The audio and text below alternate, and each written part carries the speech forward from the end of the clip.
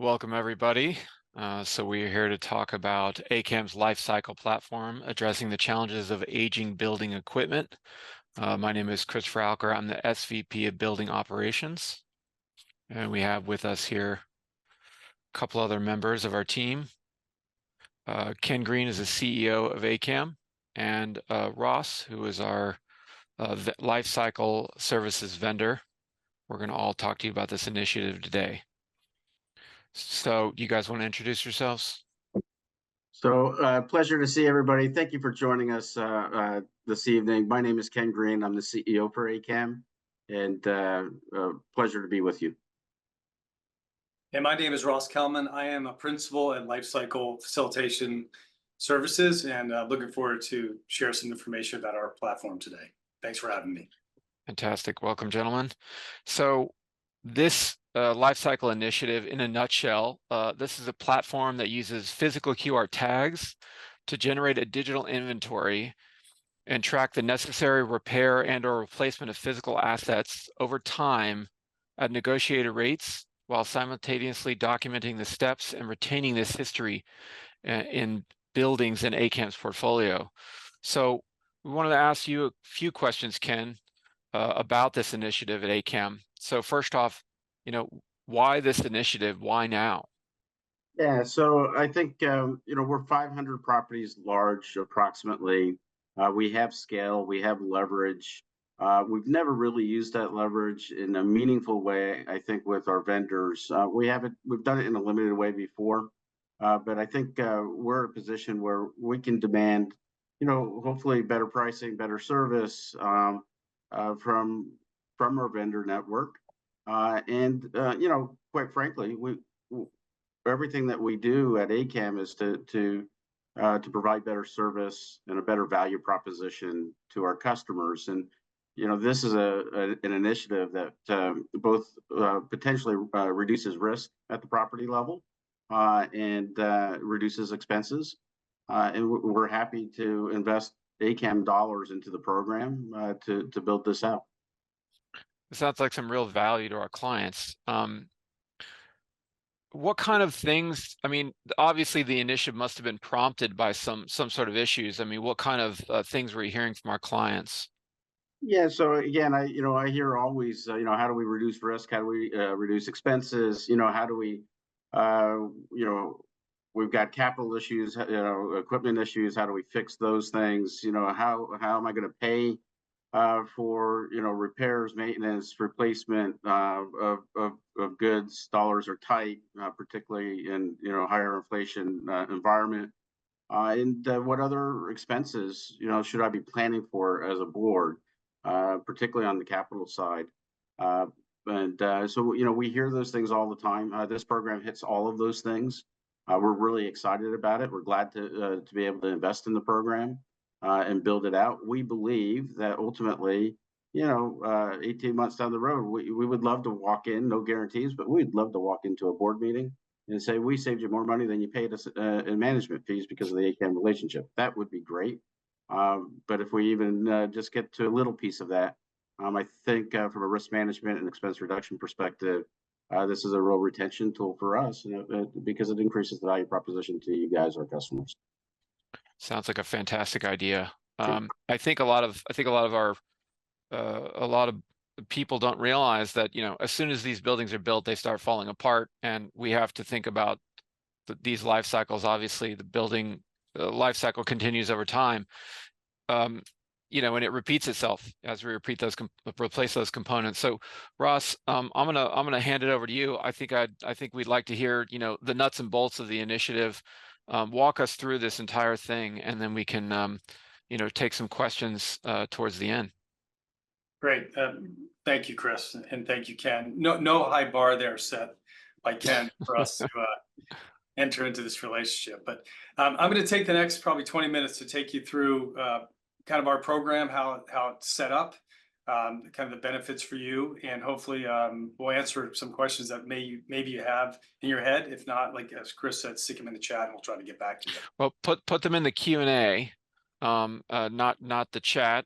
I think it's a separate item there, but put them in along the way and we'll get to them in the end.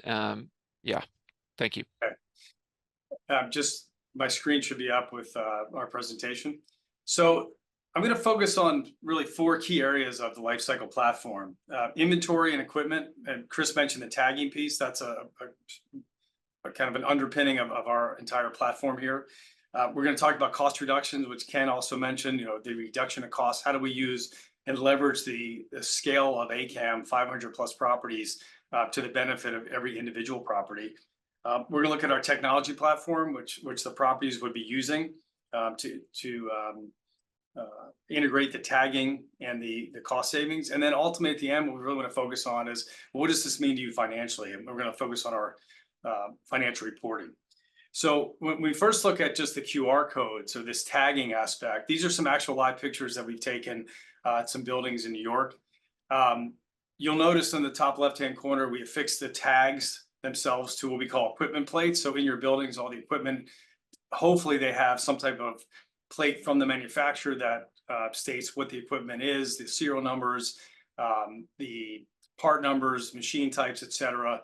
And that makes it easier for the techs to find the equipment, but also makes it easier for the director of operations or the superintendents. And we'll see what this looks like shortly with the mobile phones and how we use the tags, but they can find them pretty easily. So you'll see a couple of these pictures where these will be uploaded into a platform.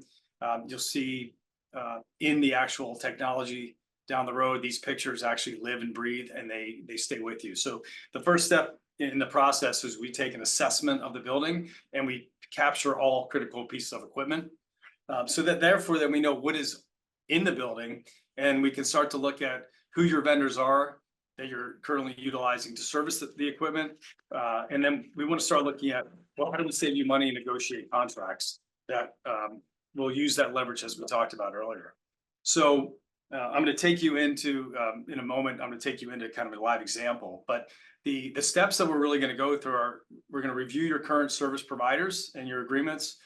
We have to get those vendors connected to the technology on the backside. So as we requisition work orders, the orders know where to go. So it's going to the appropriate vendor. But we're going to be negotiating contracts that look at labor rates. We're going to look at your warranties, making sure we have warranties on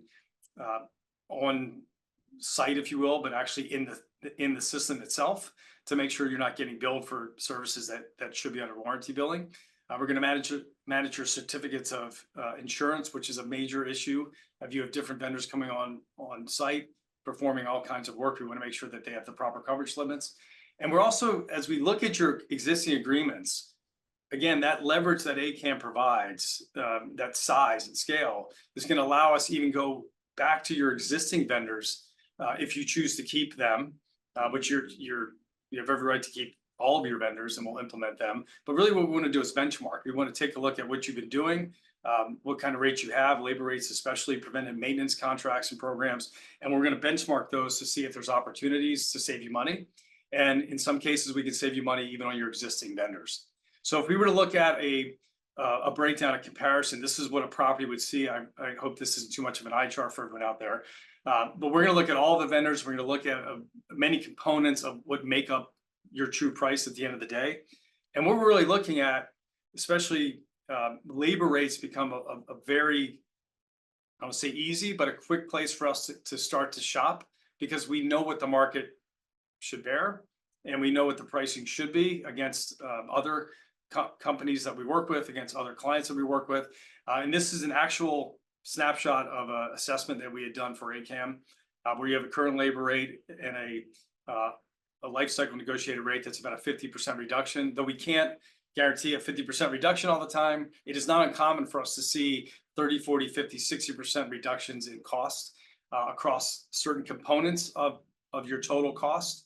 In this case, the property savings, when we looked at all these different areas of maintenance and repair, was 11.18%, so a little over 11%. And that's net of the fee that LifeCycle charges. So that is the pure savings, $19,000 that would be coming back to a property after you pay for all of our services and the use of the technology, et cetera, everything we're going to look at today. Something else that's very important is transparency. LifeCycle was founded on the idea and the ideology around pure transparency as it relates to price. So our fees are upfront, as well as we expect any vendor that's working with our clients that they're positioning detailed invoicing. In this case, on the left, you have an existing invoice from an AKAM vendor. Again, not to point out any issues with this one vendor if you use them, but just to show you a compare and contrast. The LifeCycle is on the right. The invoice is on the left is it. It's a one-page invoice. That's all you have. On the left, it actually is a two-part invoice. In fact, this invoice was 4 pages, but we weren't going to put all those for the sake of the presentation today. But what you notice on the bottom here is the itemization of all charges. So all the totals of materials, labor, equipment, and trip charges are all broken out. You'll see the hours and the rate that are being charged for the hour. And then you have the total of the invoice. So all of the invoices that come across the LifeCycle system we require the vendors to itemize them. They also are itemized in the technology itself.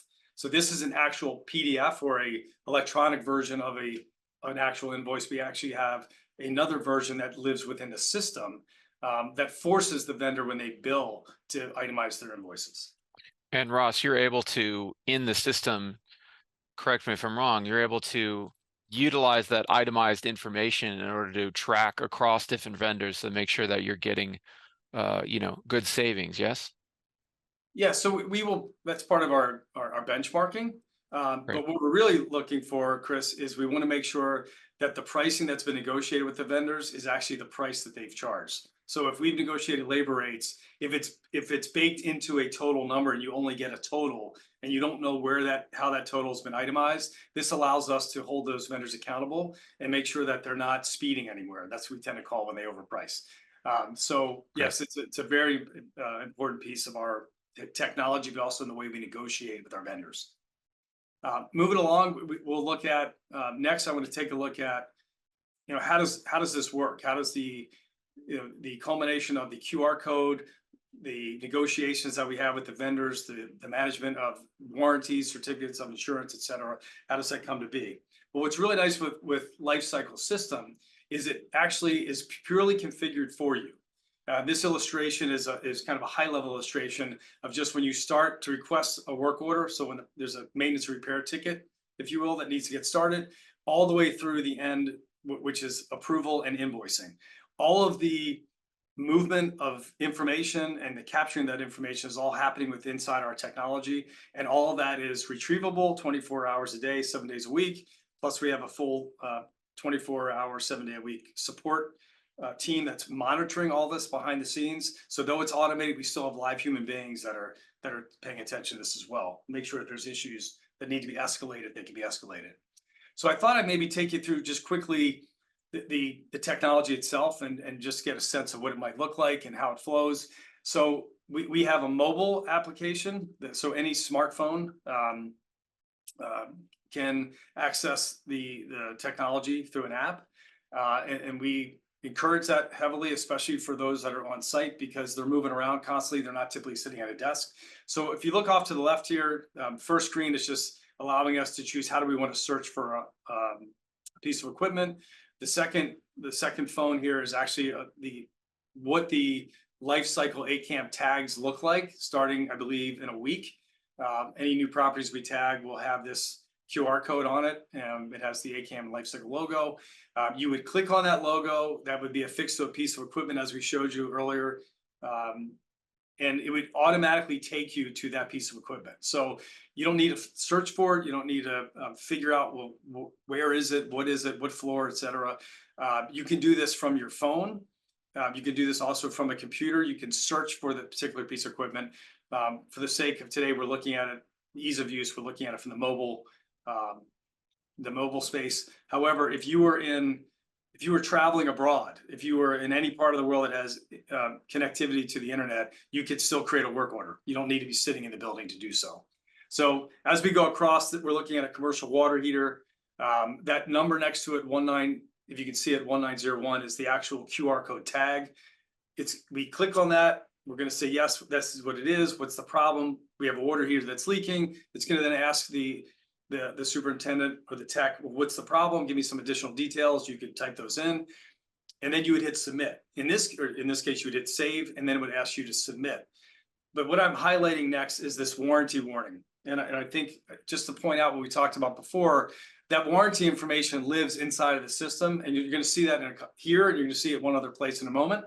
But what we're going to be looking at is, what is that warranty? Is it in effect? It allows me to open up the screen. If I click on warranty, that next screen shows it's an active warranty. It's A.O. Smith tankless hot water heater. Great, it's live. It's under warranty. I should be not getting billed for some of the service. I'm going to submit the ticket next.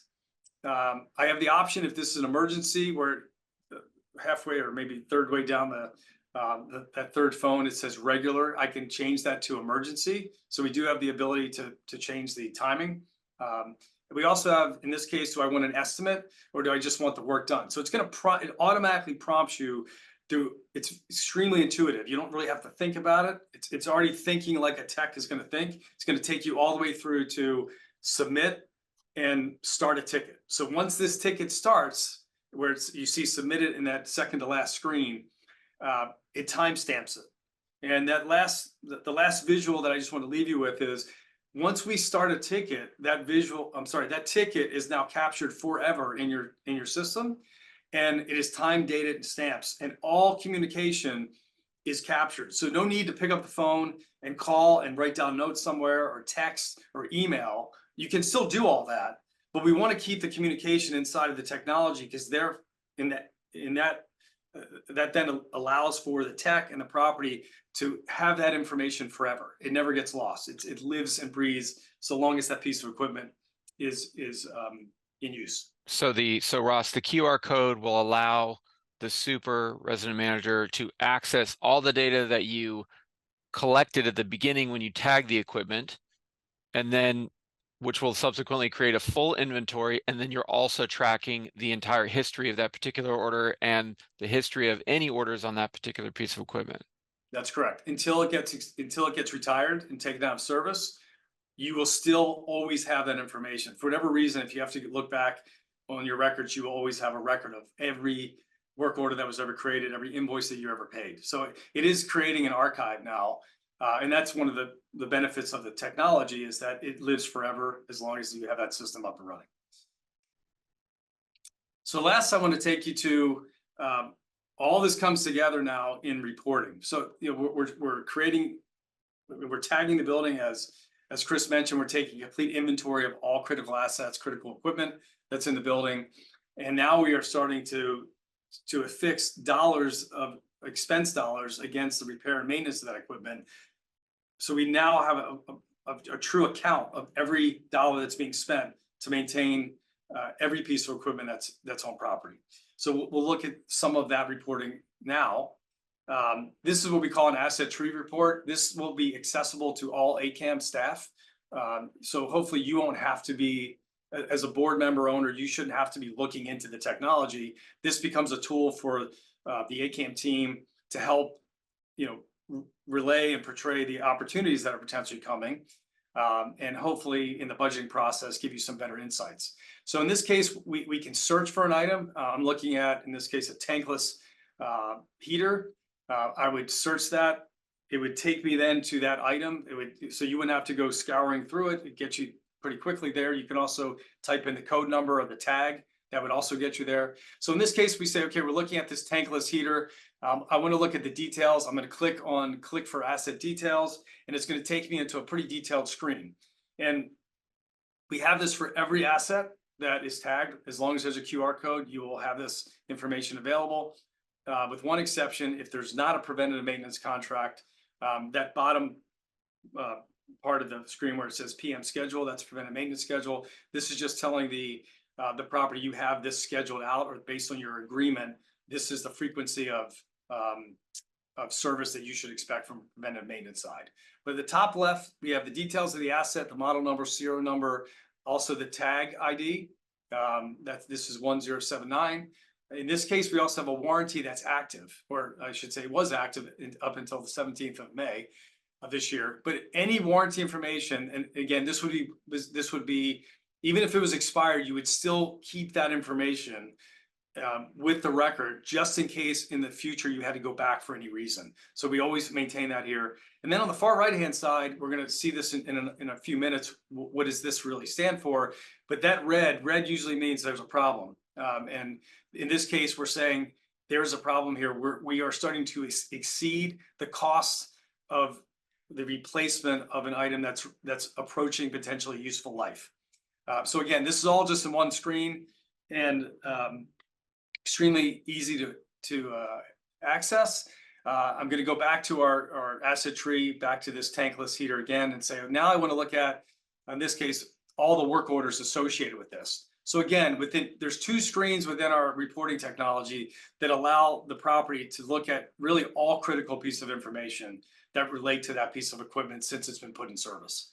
So in this case, it'll allow us to look at the actual work orders themselves. It gives us the work order numbers. And by the way, those work order numbers are also referenced on the invoicing that comes across. So we'll make it a little easier for the approval process. There's a direct tie back. Everything that we provide to you, there's a reason if it's sitting on a screen or if it's sitting on a piece of paper, it's to connect those dots so that you're not searching all over to try to figure out what is this related to.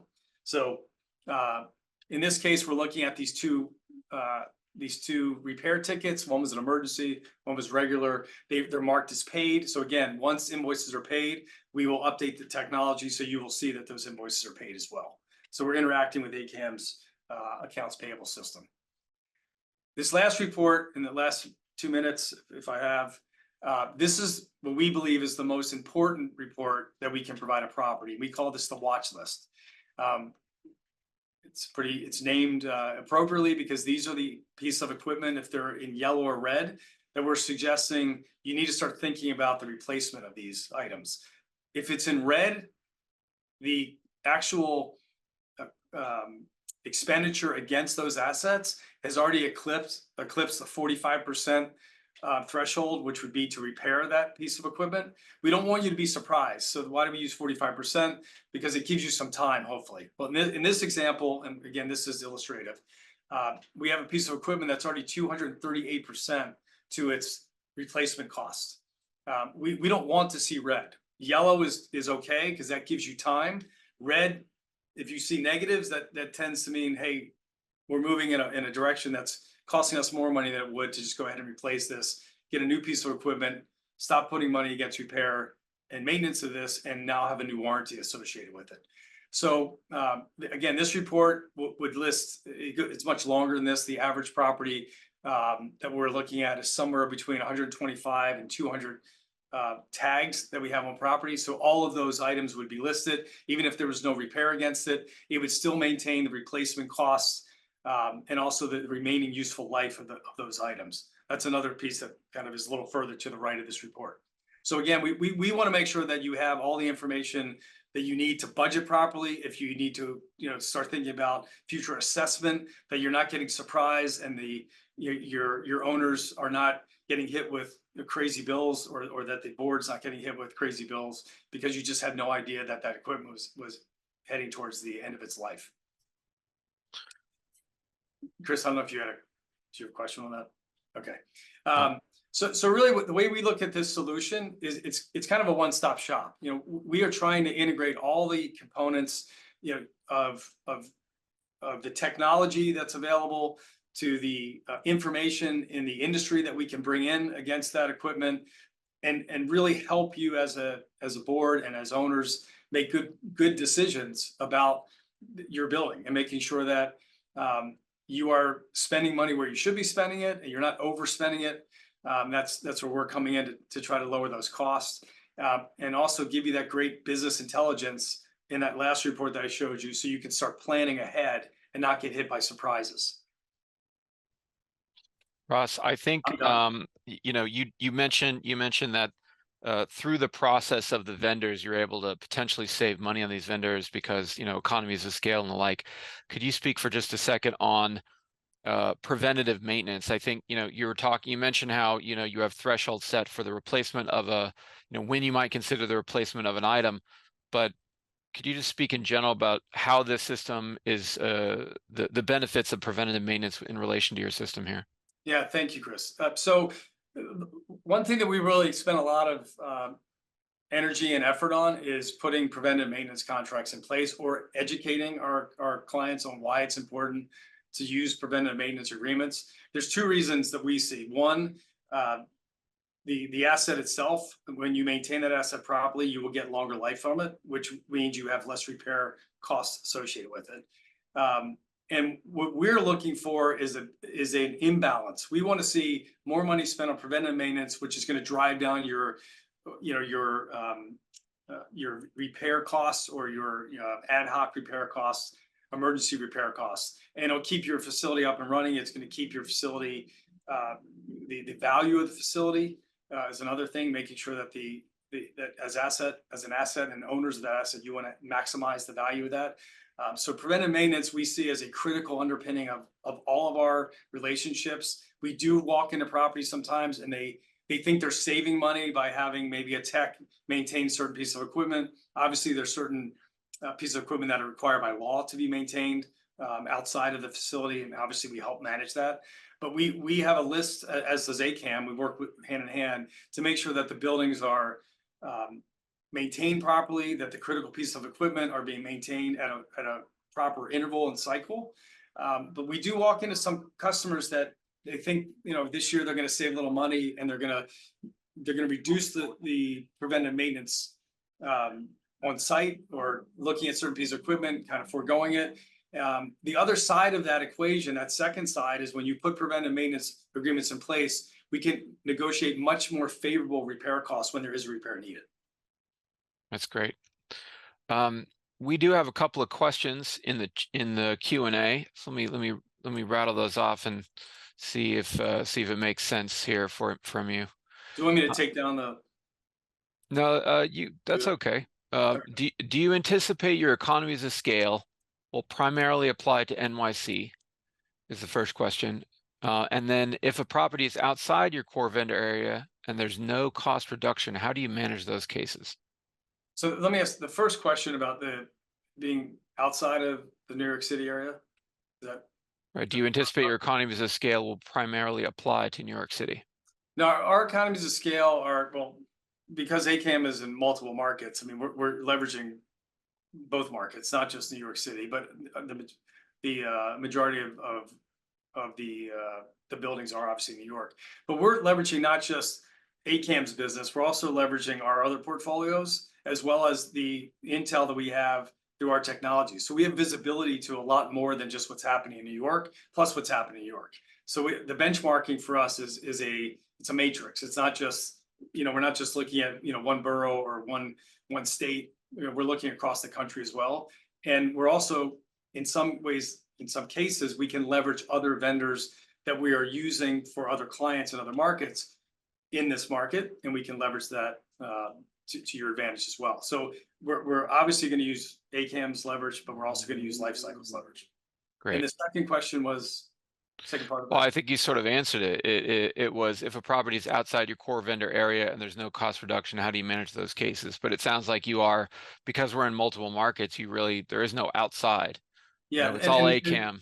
And one point of clarification that I may not have hit on earlier is LifeCycle does not have a predetermined vendor list or service provider list. We work with your vendors that you work with today, and then we will definitely have some negotiated advantage contracts for AKAM clients that we will be putting in place. But the decision is up to the property. It's not up to LifeCycle. We don't make the choice of who you use, you do. And I think the other question was around where you have existing vendors that you want to continue to use. How do we manage that? So we will use your existing vendors. They do have to adopt the technology. We have to get them integrated, and we handle that for you. We just may need a nudge once in a while. But the leverage that AKAM and LifeCycle bring is typically where we can go back to your existing vendors and help them understand that there's a much bigger universe than just that property that they're servicing. So there are leverage points that we will use from our experience that we can't always guarantee that we're going to lower the cost for an existing vendor. But our goal is to lower overall costs to your facility. So as that example showed earlier, that 11.18% savings was across all areas. Some of those areas may have increased slightly in cost, but sometimes there is a slight increase, better service potentially, but at the end of the day, we're looking at a better than neutral outcome for all the AKAM customers. That is what we are shooting for. That's been Ken's mission to us and what he's kind of tasked us with. That's great. And again, we use our leverage with those vendors. They're not performing. They're not just at risk of losing your agreement. They're at risk of losing the agreement across the portfolio. And so it goes beyond just price, it's service as well. That's great. So by being with AKAM, Ken, our individual clients are leveraging the greater portfolio that AKAM maintains, correct? That's correct. That's right. Is there any more questions? Yeah. How does the warranty info get loaded as a part of this process? So all the information is received by the property. So someone has to send that to us. We actually have a pretty But you're deploying a full team to tag the property and log information and collect information at the beginning of the onboarding process, correct? That's correct. And there are some ways where we can gain the warranty information from the manufacturer themselves. There are sometimes that exists. Largely, it's coming direct from the property. So if a piece of equipment had been put into service in a relatively short time frame within that warranty period, we would hope that the property somewhere in the files has a copy of that warranty. We will take that. It can be scanned up, loaded, and then we actually take care of all the administration, which is another piece here that the property has no administration to deal with getting the system set up. The LifeCycle team handles all that, from the QR coding all the way to maintaining all the records, warranty information, certificate of insurance. We maintain the information, the technology, but sometimes we will need assistance to get access to that information. Obviously, we don't have it to start, so we need the property to help us with that. And it'll all be digitized. So in the event there's a water leak somewhere, none of the paper gets lost. Yeah, exactly. Problem we faced before. It will live longer than we will. That's great. Somebody requested that we make the presentation available. We absolutely can do that. Another question. We are a new client of AKAM. How does this service differ from what AKAM does as a part of the regular property management services? And can you mention the costs involved in the LifeCycle program? I think that's sort of maybe a two-part answer from Ross and Ken. Maybe Ken, you want to? Yeah, well, first of all, I don't think there's anybody in our space that is doing asset tagging. We're not aware of anybody in the country doing it. We think we're ahead of the game. It obviously is a big investment on our part. We're that team that goes in and puts the QR codes on, gathers up the information, gets it loaded into the website. That's all at our expense, at AKAM's expense. Most companies don't have the ability to write those checks, particularly smaller management companies. So we think we're ahead of the game on that. And so I think this is a significant differentiator with the competition. Ross? And then I think the other part of the question was the cost on this. So we earn based on the dollars that go through the system. We have a flat fee of 7.75%. That's been negotiated. We've reduced our fee for AKAM. We have an exclusive relationship in the property management space. So there will not be any other property management companies engaging with our company. I've assured Ken that that's not going to happen. So we've discounted our rate and we have an exclusivity. So the new member that asked the question, you're coming into an opportunity that you would not have had if you weren't with AKAM. Yeah, and the savings that that Ross showed as an example is net of that fee. So those are true savings after any cost of the program. I will also note that regarding prior AKAM services, one thing about this platform is that previously we were building equipment inventories in a manual fashion in some respects, and so this is really a much more in-depth and comprehensive inventory and ongoing archive of information of the building than in the past. So I think that's something that we should keep in mind. Okay, so we've answered that. Chris, what if they want more information? What's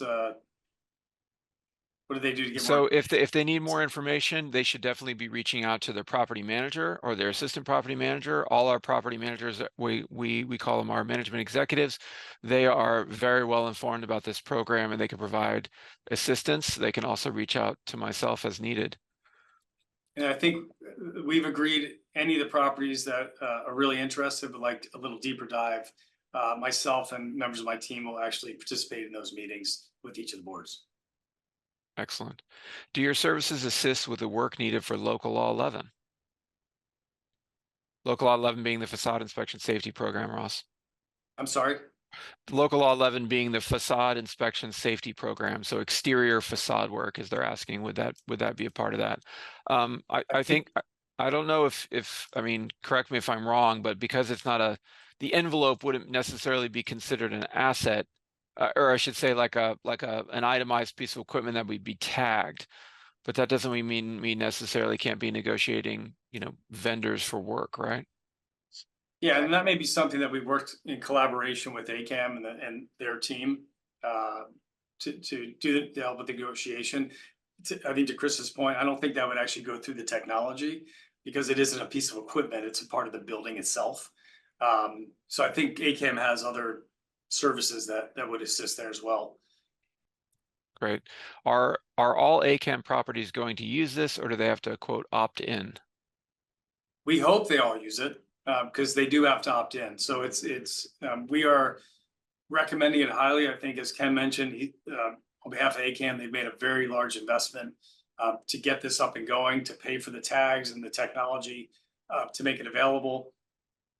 So we all have a major commitment here. We are ready and willing and able to work with all properties. But to be honest, to be fair and transparent, it is not a requirement at this time, Ken, right? I mean, we haven't. It's an opt-in by Opt-in board. program. And yeah. Great. How do you deal with plumbing repairs that are done behind the walls in terms of tracking? I believe, behind the wall repairs would primarily be piping, fittings, and valves, which aren't necessarily pieces of equipment. So I think that's a separate item that wouldn't run through your system, correct? No, well, technically that piping, if it's part of the building, not a part of a unit, but if it's part of the building, it's attached to some other piece of equipment, and that's where it would start. So we don't tag each of the pipes. We tag the piece of equipment that the pipes are attached to. And then when there's any repair done in the notes and in the estimates of work and in the detail that I showed you, like in that invoice, we would capture if and where there was any work behind a wall or a section of a building, that would all be known. Pictures would be taken. You'd have that again. It would live with that larger piece of equipment, but it would live with the building. So we don't tag the pipe, but we tag the piece of equipment that the pipe would be attached to. Got it. What is the difference between you and Transcendent by Actable? Are you familiar with that? Actable, yes.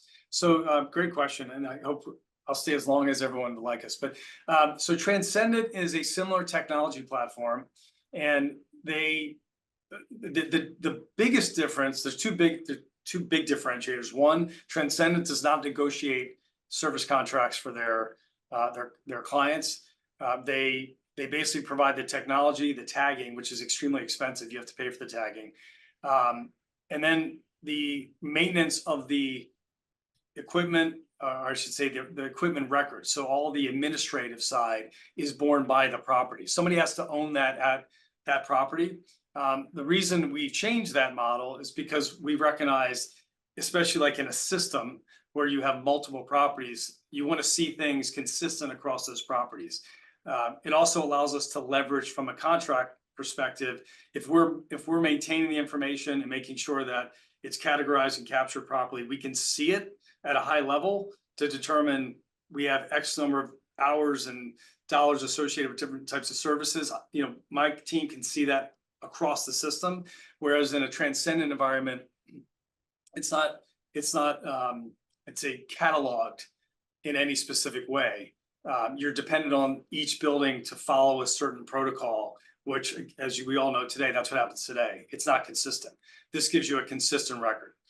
Transcendent's a good technology. It works. But again, unless you have a team of people that's managing it, you're left to your worst employee and the information that they put into it. Thank you, Ross. Is there a cost of the tagging?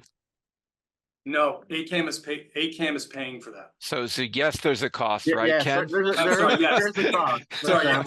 we're bearing that cost, yes. It's thousands of dollars per property, depending on the size of the property. Great, thank you. It's not free. And would this service would it work jointly with AKAM, and how would that impact what AKAM does with the co-ops? I'm not sure I understand the question. Yeah, so this is just an enhanced service offering that is. So we've got our normal service management services that we provide. Listen, we run RFP processes for vendors all day long. This is no different.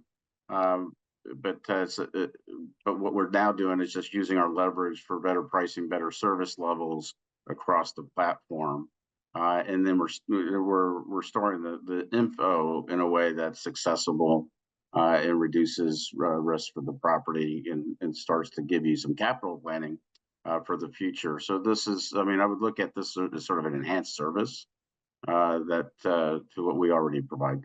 But LFS is our partner in this endeavor. Yes, they sure are. In fact, the LFS person that is LifeCycle person that's the primary LifeCycle person that's negotiating the agreements for us actually sits in our office at AKAM.